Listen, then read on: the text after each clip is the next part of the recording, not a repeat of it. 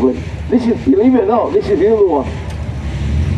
Martin, he's had this about 29 years now, believe it or not.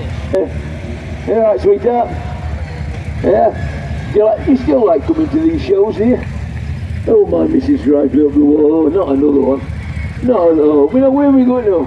Go on, get her. Beautiful. Now, now if the number plate's true, 1965. These were more popular in the States than they are over here. But they were absolutely unbelievable. You could buy a kit. Nearly we've got the full pan there with it. Get the engine in the back, buy a wreck of a Beetle, do the parts up. You get yourself a beach buggy within a few weeks. Absolutely beautiful things they are. The weather's not so good for them over here, but I do envy you, that's lovely. Isn't that lovely? God bless you. Well, you know folks, when I started talking about the Capris, I mentioned Henry Ford. Well, Henry Ford, everything you basically hear about a Model T is near enough true. The first production line built motor car, really the first motor car that the working man could get anywhere near. If you wanted, you could go and buy one of these, and with all the accessories, you could lift the body off, you could put a truck body on it, you could put a van body on it, you could buy spike wheels and take these off, you could use it as a tractor.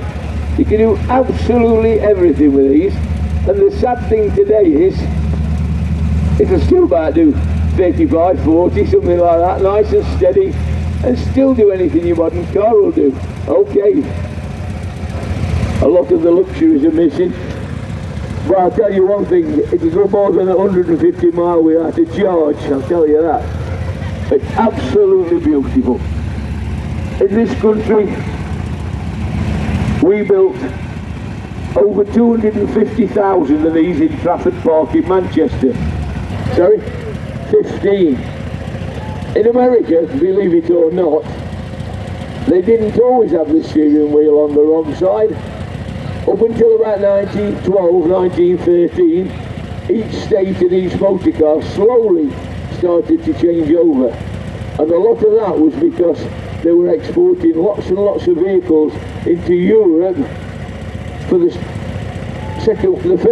end of the First World War and stuff towards the Second. So all America changed over to left-hand drive. But they were originally right-hand drive. You look at your early Studebakers, your early Buicks, your early Kirkshire for the best pre-war car. Now, young man, it's a pleasure.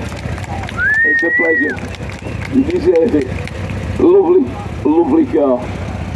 I love the old cars, I really do. I changed completely. I drove a 1936 Bedford lorry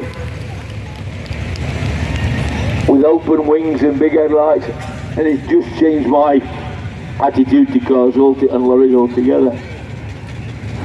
Well, come on, what television programme did it come off? Bergerac? Remember Bergerac? The Triumph Roadster with a dicky seat at the back. You sit in when he's not got the spare wheel. It's the best place for the mother-in-law because you couldn't hear her. But absolutely beautiful. I always liked, these were very similar to another car that I liked a lot. I was very much a big fan of Alvis, and Alvis were built to suit the open sports saloon like this. They're absolutely fabulous.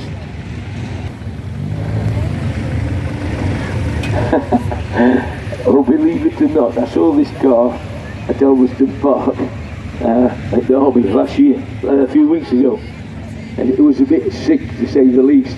Wasn't firing very well, and we believed it to get a blown head gasket. I begged and prayed for him, don't do anything with it. Not the engine, the bodywork. It's original. 1947. It's original. Yeah, maybe polish it a bit, but don't It's lovely, it really is. The lads, in the fortnight since then, he's had the top off, he's had the head off, cleaned the engine up, done the head gasket, and listen at it. Another one, you can't hear it. Absolutely beautiful. Well done, you. Hey, where is she? Bless you, lovely motor. Well, you know, we've seen many Land Rovers today, haven't we? And this is the later, coming towards the end, this is the Defender. This is the 110 inch, something like that. And you can buy them in truck form. I noticed this one's got a day cab on it for people like the electricity board that went out, took 2 or 3 men to do a job that only one man did, but they still took 2 or 3. And they were a lovely work truck, really were. It's got the TDI engine in there, I would think, a diesel engine, and very nice. It's kept nice, it's in good nick. God bless you, young man. Don't go polishing it. Don't go polishing it. Look at that, isn't that lovely? Now, there's a few vehicles that stick out, don't they? Like the Little Morris 1000 van and the Little Morris 1000 pickup, if you can find one, and the mini pickup and the little minivan. I just absolutely adore these. A friend of mine's got one of these in Ilkeston. This one's about 1973, somewhere around that region. You can always tell the early ones because of the outside hinges on the door. They weren't a good feature because they tended to drop, and it was on the car as well, but they changed it eventually. But that is absolutely lovely. I really do like that. When you think of the problems that Minis had, when the hinges went, the doors tended to drop, and the little A panel that we call at the front, that went with it as well. And Minis did rust quite badly, but this one, credit to you, young man, it's a beauty. I saw it last week, and I offered him 20 quid for it. I mean, I gave him 25 for it today, but he didn't seem interested. Bless you, young man. Have a safe journey. Lovely motor. I'll tell you something though, if you go down the M1 in one of them, they're frying your death out of you in the middle lane. Now, look here. Oh.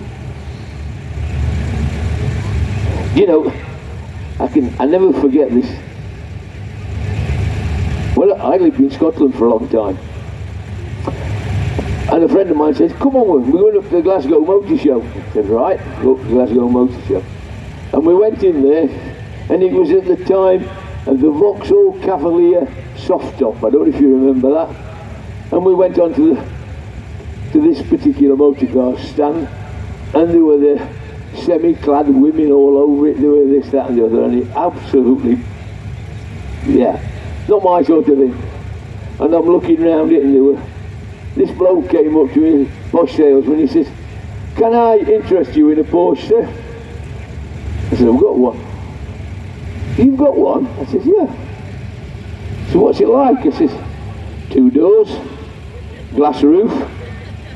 He says, are you sure it's a Porsche? I said, sorry, I thought you said a porch. And he didn't like it very much. But there you know, joking apart, they are absolutely beautiful, aren't they? Love them to bits. I don't like some of the nutters that drive them, mine. 62, absolutely beautiful. You get some of the people in the Porsche Boxsters that think they've got something special. Not a batch on this, absolutely nowhere. That's not a Porsche, that's just a hairdresser's car. Beautiful, young man. You live local? Sorry? Ashbourne. You'll need 3 doors on your garage up there, all locked. Isn't that beautiful? Again, they've crept in. Lightweight Land Rovers, look at them.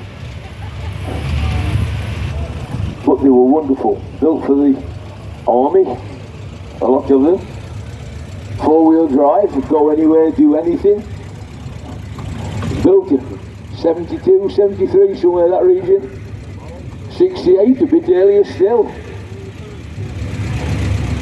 Do you use it for anything apart from having a bit of fun? Not really, no. Barbecue. Well, barbecue, you don't set fire to it, do you? Lovely little truck, they really are. They go anywhere, do anything. You have a lot of fun in them. Some people don't behave themselves in them, they go green laning, which we don't like, but lovely little machine, nicely turned out, young man. Don't do any more to it. These things don't want lacquering and varnishing. They don't, they really don't.